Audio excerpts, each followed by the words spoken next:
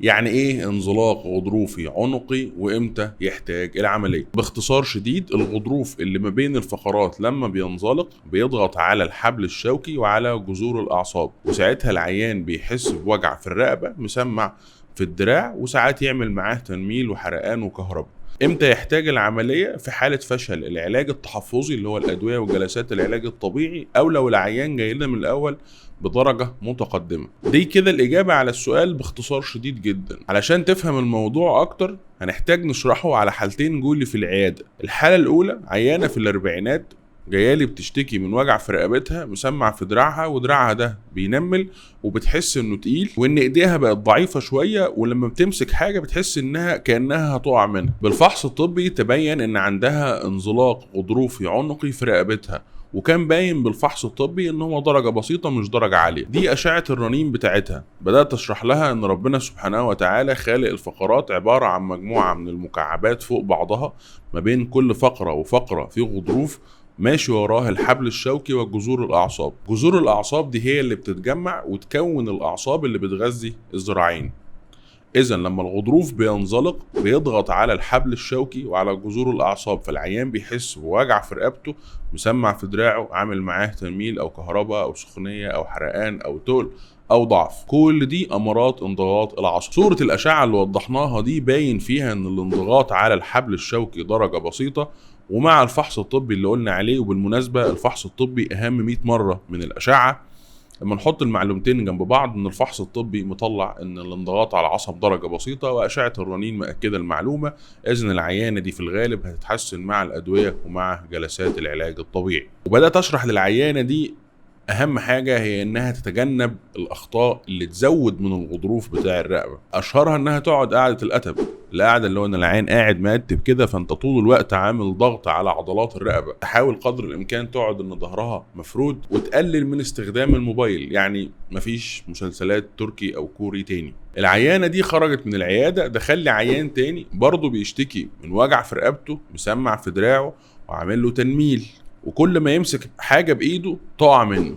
لكن بقاله اكتر من 6 شهور بياخد علاج وعلاج طبيعي ومفيش اي تحسن، بالعكس الضعف بيزيد، وكمان ما بقاش قادر يمشي وحاسس ان رجليه ضعيفة ومش شايلاه. بالفحص الطبي تبين ان عنده انزلاق غضروفي، وبان بالفحص ان في ضعف شديد في عضلات ايديه ورجليه، وبان بالفحص الطبي ان في تخشب في الحركة بتاعته، ان الحركة بتاعته مش سلسة زي الطبيعي، وان في هايبر ريفلكس يعني زياده رد الفعل المنعكس بتاعته، وعنده جيت امبالانس يعني ان المشيه بتاعته ما بقتش مظبوطه زي الاول. اذا الفحص الطبي في العيان ده بيقول لنا ان الانزلاق الغضروفي عنده درجه عاليه، وان الانضغاط على الحبل الشوكي عنده درجه عاليه. لما طلبت له اشعه الرنين هنلاحظ هنا الفرق الشديد ما بين الاشعه بتاعه العيان الثاني والاشعه بتاعه العيانه الاولى. هنا الانضغاط على الحبل الشوكي درجه عاليه جدا، سواء كان بسبب الغضاريف او سواء كان بسبب خشونه الفقرات والنتوءات العظميه اللي ضغط على الحبل الشوكي. بقى اذن العيانه الاولى عندها انزلاق غضروفي درجه بسيطه تحسن مع الادويه ومع جلسات العلاج الطبيعي، لكن العيان الثاني عنده انضغاط على الحبل الشوكي درجه عاليه، وعنده خشونه في الفقرات، وعنده انزلاق غضروفي، ومفيش تحسن لا مع الادويه ولا مع جلسات العلاج الطبيعي لمده 6 شهور. اذا الانسب للعيان ده انه لازم يعمل عمليه، لازم يتوسع حوالين الحبل الشوكي وجذور الاعصاب. وبكده نكون جاوبنا على سؤال امتى نعمل العمليه. لو كل الاعراض دي موجوده والفحص الطبي باين الحاجات اللي قلنا عليها، واشعه الرنين باين فيها غضروف وانضغاط على الحبل الشوكي بالعنف اللي وريناه لكم ده، اذن العيان الانسب ليه ان هو لازم يتوسع حوالين الحبل الشوكي وجذور الاعصاب. طيب لتفاصيل اكتر، هي العمليه دي بنعمل فيها ايه، او ايه خطوات العمليه دي، او العمليه دي بنستفيد منها ايه؟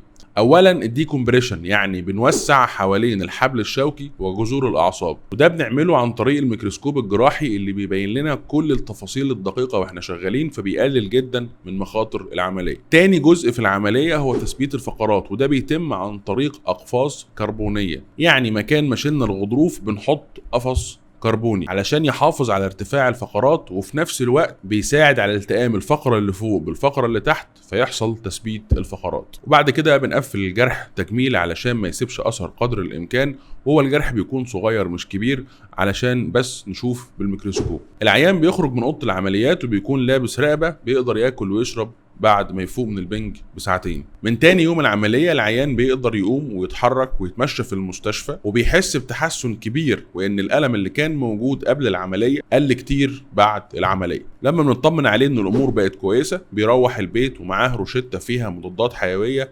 ومسكنات علشان الجرح. بنتقابل تاني بعد اسبوعين في العيادة علشان نطمن ان الجرح التئم بسلام وان مفيش اي التهابات مكان جرح العملية. العيان بيفضل لابس الرقبة لمدة 6 اسابيع بعد العملية، وبعدها بيبدأ جلسات علاج طبيعي علشان تقوي العضلات المحيطة بالرقبة زي عضلات لوح الكتف وعضلات الذراعين. الخلاصة: ألم في الرقبة زائد ألم في الدراع زائد تنميل زائد ضعف، ده يساوي انزلاق غضروفي عنقي على حسب الفحص الطبي، وده الأهم، وأشعة الرنين بنحدد الدرجة. الخبر الكويس ان زي ما بنقول دايما ان اغلب مشاكل العمود الفقري بتتحسن مع العلاج التحفظي اللي هو الادوية وجلسات العلاج الطبيعي، ده بنسبة 90%، وان بس 10% هم اللي بيحتاجوا التداخل الجراحي اللي زي ما شرحنا، يعني استئصال الغضروف وتوسيع القناة العصبية. واكتر حاجة بتفرق في نتيجة العملية هو ميعاد العملية. كل ما العملية تتعمل بدري وفي ميعادها كل ما النتيجة تبقى أحسن. لما نوسع على عصب مضغوط بقاله 6 شهور أكيد النتيجة هتبقى أحسن عن لما نوسع على عصب مضغوط بقاله 6 سنين. ونقول تاني مفيش عملية لو في تحسن مع جلسات العلاج الطبيعي ومع الأدوية. أرجو إن الفيديو كان مفيد لحضراتكم وإن ما كنتش تقلت عليكم. في الكومنتات اكتبوا لي ان ما تقلتش عليكم، وقولوا لي حابين اشرح لكم ايه بخصوص مشاكل العمود الفقري في الفيديو اللي جاي. انا دكتور عصام عاصي، اشوفكم في الفيديوهات اللي جايه. سلام عليكم.